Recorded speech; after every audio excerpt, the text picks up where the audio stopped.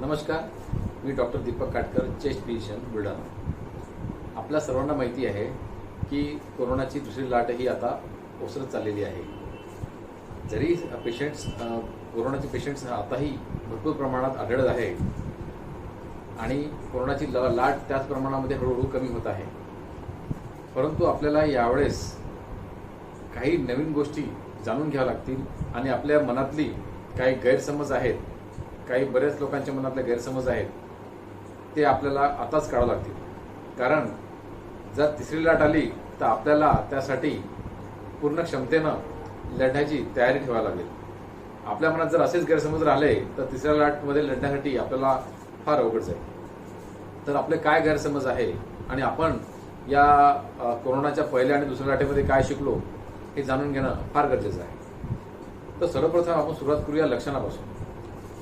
तर बऱ्याच लोकांमध्ये गैरसमज असा असतो, कारण आमच्याकडे येणारे जे रुग्ण आहेत त्यांचे जेव्हा आम्ही रिव्ह्यू ऐकतो किंवा जेव्हा ते लक्षणं सांगतात तर त्यावेळेस आम्हाला लक्षात येते की प्रत्येक पेशंटचा विचार करण्याची पद्धती ही वेगळी आहे.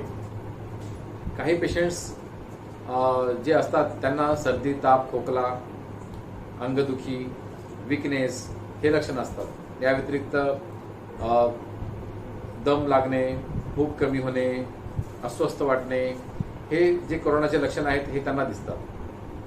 या व्यतिरिक्त काही असे पेशंट्स आहेत की ज्यांना काहीही लक्षणं नसतात किंवा फक्त विकनेस असतो आणि ते सुद्धा पेशंट्स पॉझिटिव्ह असतात. आता बऱ्याच वेळेस काय होतंय की पेशंटची रॅपिड टेस्ट केली जाते आणि पेशंटला काही लक्षणं नाही आणि रॅपिड टेस्टमध्ये जर का टेस्ट पॉझिटिव्ह असेल तर त्यांचा हा गैरसमज होतो की मला कोरोना नाही आहे.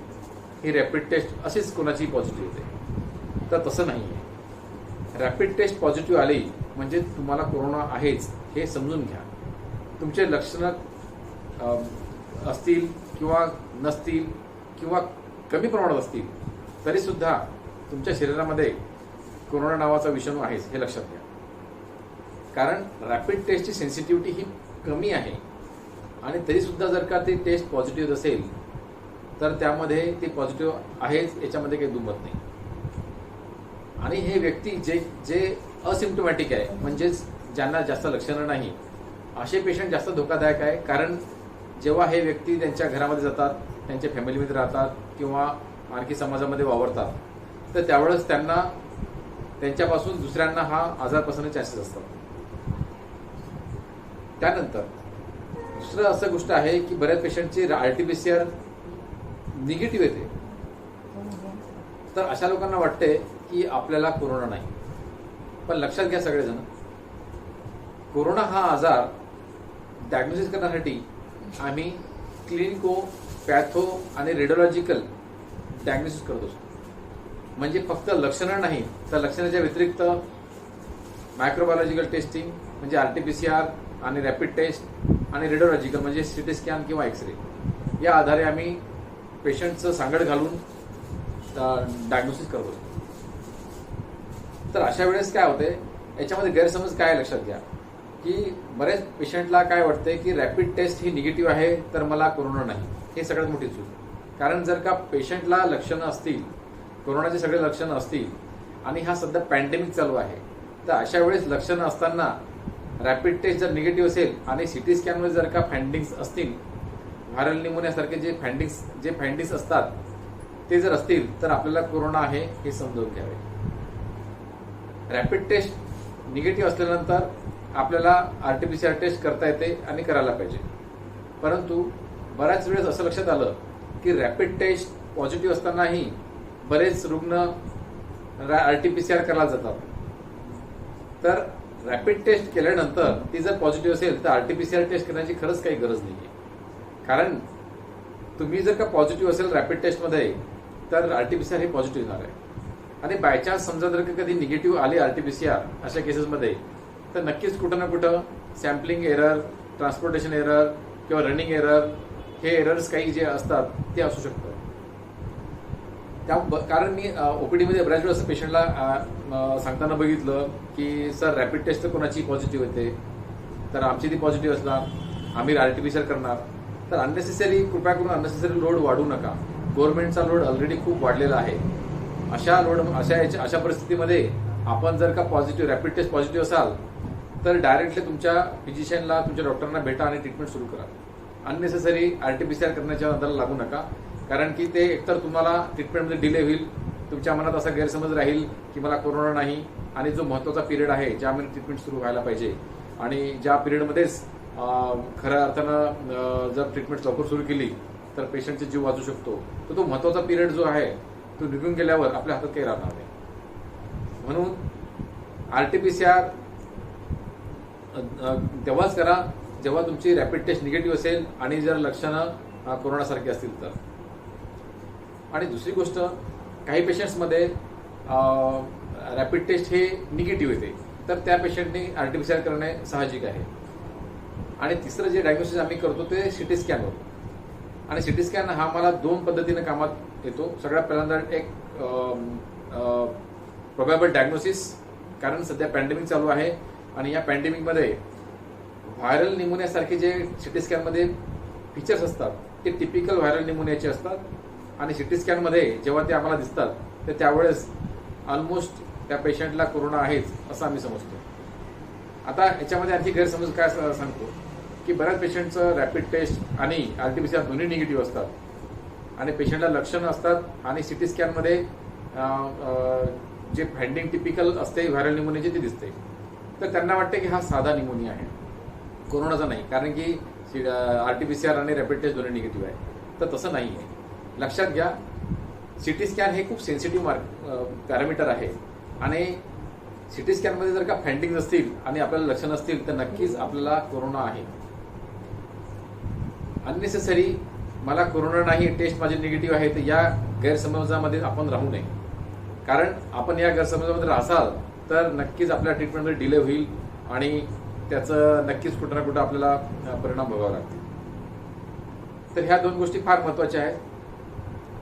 आता याच्या व्यतिरिक्त आणखी काही गोष्टी अशा लक्षात आल्या की काही पेशंट जे आहेत ते पहिल्यांदा डायबेटिक आढळतात, म्हणजे त्यांची टेस्ट पॉझिटिव्ह असते, लक्षणं सगळे कोरोनाची असतात आणि जेव्हा आपण ब्लड टेस्ट करतो त्यामध्ये त्यांची शुगर लेवल फार वाढलेली असते, 300 किंवा 400 त्यापेक्षा जास्त असते. तर सांगायचा अर्थ असतं म्हणजे असा की जे पेशंट अनडायग्नोज्ड डायबेटिक आहे, तर अशा रुग्णांना उलट जास्त धोका आहे, कारण की त्यांच्या शरीरामध्ये शुगर लेवल ही वाढलेली राहते आणि त्यांना माहिती नसते की त्यांना डायबिटीज आहे.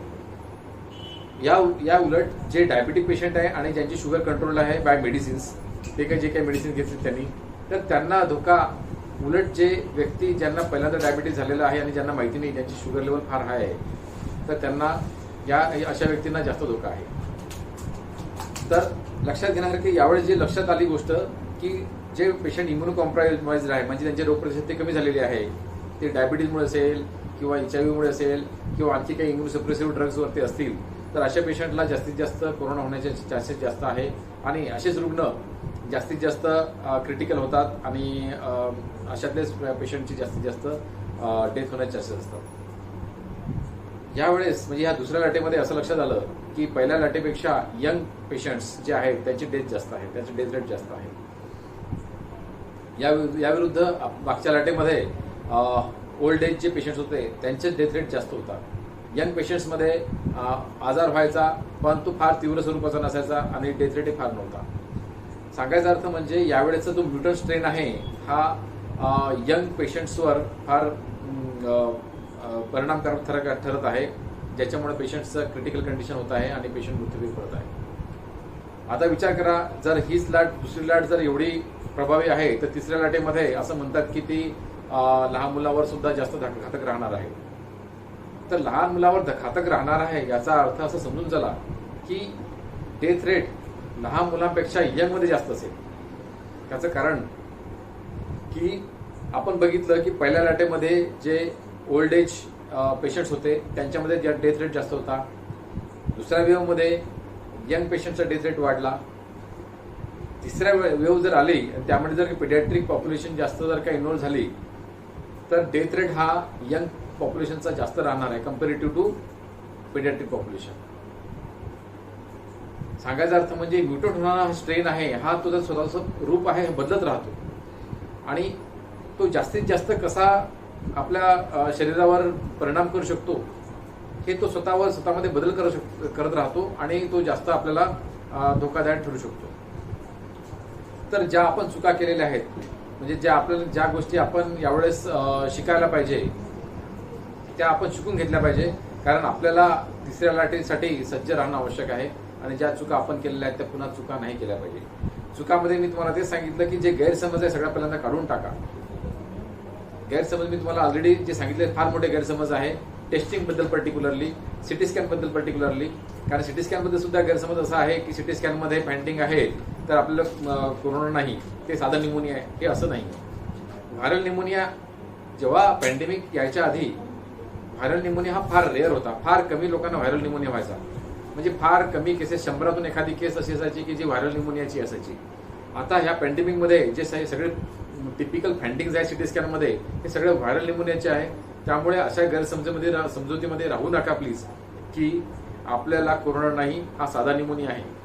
बऱ्याच वेळ टेस्टिंग निगेटिव्ह आहे, सिटी स्कॅन पॉझिटिव्ह आहे तर तुम्ही पॉझिटिव्ह आहात. लक्षणं आहेत, तुमचे रॅपिड टेस्ट पॉझिटिव्ह आहे तर तुम्ही पॉझिटिव्ह आहात. तुमचा क्लिनिकल फाइंडिंग्स सगळे कोरोनाशी संबंधित आहे. आरटीपीसीआर जर पॉझिटिव्ह आहे तर तुम्ही पॉझिटिव्ह आहात. जर तुमचे ब्लड टेस्ट ज्यामध्ये आम्ही CBC, CRP, D dimer, LDH यासारखे आणखी पॅरामीटर्स, इंटरल्युकिन 6 वगैरे आम्ही करतो, त्यावर सुद्धा आम्हाला एक आयडिया येते की या पेशंटला कोरोना आहे की नाही. बऱ्याच वेळेस पेशंट हे लेट स्टेजमध्ये येतात आणि त्यावेळेस मग रॅपिड टेस्ट निगेटिव्ह येते, आरटीपीसीआर निगेटिव्ह येते. मग अशा वेळेस आम्ही क्लिनिकल फाइंडिंग्स प्लस जे ब्लड टेस्ट फाइंडिंग्स आहे याचा आधार घेतो आणि सिटी स्कॅनचा आधार घेतो. तर ह्या तिघांची मिळून जेव्हा सांगड घालून आम्ही जेव्हा डायग्नोसिस करतो तर तो कोरोनाचं डायग्नोसिस याच्यामध्ये फिट बसते. तर हा एक गैरसमज किंवा टेस्ट निगेटिव्ह आहे तर आम्ही निगेटिव्ह असं नाही, बाकीचे पॅरामीटर्स फार फार महत्वाचे आहेत, हे लक्षात घ्या. आता हे झालं याच्या डायग्नोसिस बद्दल आणि याच्याबद्दल आपल्या टेस्टिंग बद्दल. आता महत्वाचं सांगायचं म्हणजे बऱ्याच वेळेस पेशंट लेट स्टेजमध्ये डायग्नोसिस होतात, जेव्हा ब्रिदिंग डिफिकल्टी चालू होते, ब्रिथलेसनेस चालू होतो आणि ज्यावेळेस दम लागायला सुरुवात होते, खरं म्हणजे त्यावेळेसपासूनच पेशंटची जी कंडिशन आहे ती क्रिटिकल व्हायला लागते. तर माझं असं निवेदन आहे सगळ्यांना की जे पेशंट्स, जे व्यक्ती ह्या गैरसमजुतीमध्ये राहून घरीच बसतात आणि घरच्या घरी मेडिकलवर जाऊन ट्रीटमेंट करतात किंवा घरच्या घरी काहीतरी उपाय करतात, तर प्लीज ते करू नका. कारण की त्या पिरियडमध्ये तुमचा व्हायरस हा रिप्लिकेट होत असतो आणि तो त्याचा जो प्रभाव आहे शरीरावर टाकत असतो. जेवढा लवकर आपण डॉक्टरांना दाखवणार, जेवढा लवकर आपलं ट्रीटमेंट सुरू होणार, तेवढंच कॉम्प्लिकेशन होण्याचे चान्सेस फार कमी होतात. कारण एकदा का आमच्याकडे पेशंट्स लेट स्टेजमध्ये आला, लंगचं फायब्रोसिस झालं असेल, न्यूमोनिया खूप जास्त प्रमाणात वाढला असेल, त्याच्यामुळे शरीरामध्ये कोरोनामुळे डी डायमरचं प्रमाण वाढलं असेल, सीआरपी वाढलं असेल, तर अशा स्टेजमध्ये पेशंटला फार रिटर्न नॉर्मल स्टेजला आणणं फार अवघड जाते. तर ही स्टेज आपल्यावर नाही आली पाहिजे याचं तुम्ही प्लीज एक नोट डाऊन करून ठेवा की पुढची जर लाट आली तर लवकर लक्षणं दिसले तर लवकर डॉक्टरांना दाखवून देणे आणि पटकन ट्रीटमेंट चालू करणे. अजूनही 100% काही इलाज कोरोनावर आलेला नाही. इन फ्युचर कदाचित तो येईल, तो तिसऱ्या लाटेपर्यंत कदाचित येईल किंवा नाही येईल आपल्याला माहिती नाहीये. कारण हा कोरोना हा त्याचे रूप बदलतो, त्यामुळे एखादी मेडिसिन एखाद्या स्ट्रेनवर जर इफेक्टिव्ह असेल ते दुसऱ्या स्ट्रेनवर इफेक्टिव्ह असेल असे नाही. त्यामुळे सगळ्यात महत्वाचं आपलं प्रिकॉशन इज ऑलवेज बेटर आपण जे म्हणतो, त्याच्यामध्ये तुमचं सोशल डिस्टन्सिंग असेल, मास्क घालायचं असेल आणि सॅनिटायझेशनचा वापर असेल, ह्या गोष्टी नित्याने आपण चालू ठेवणे आवश्यक आहे. कारण की आपण आतापासून जर प्रिव्हेन्शन ठेवलं तर आपण तिसऱ्या लाटेपासून वाचू शकू. नाहीतर तिसरी लाट येणारी काय आपल्याला दाखवून जाईल हे आपल्याला माहिती नाही. कारण आपण हे बघितलं की पहिल्या लाटेपेक्षा दुसरी लाट ही जास्त भयंकर होती, तर तिसरी लाट याच्यापेक्षा भयंकर असावी असा आपण अंदाज लावू शकतो. आणि सर्वांना विनंती आहे की सगळेजण सेफ राहा आणि या कोरोनापासून बचाव करा. धन्यवाद.